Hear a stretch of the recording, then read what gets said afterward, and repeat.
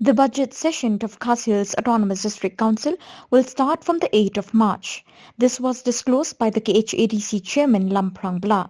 Speaking to the media, Lamphrang Blah said the KHADC budget session will not clash with the budget session of the Meghalaya Legislative Assembly. Jadmit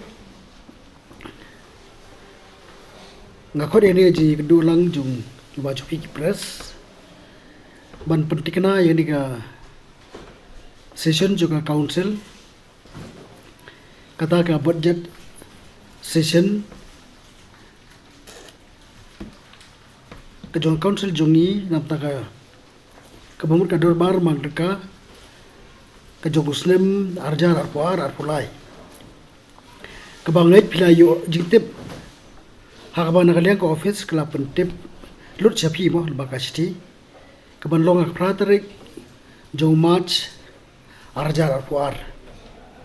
hapur khadwi baji tinga kum chairman nga somani ni ka session kat kum ka sub rule 1 and 3 juga rule 36 of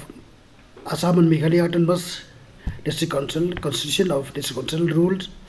1951 as amended. Yaki notice bat petip yang tarik berkapur bagajaka lasain daus ketri walaupun poin skim member baru la kumnu life house ni shwa katarik balabu tiga dia longa jiptip ya beran tanganika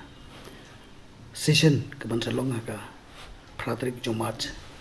arjar arwar lembar wa ya ni ka jiptip ini ada ka council tingla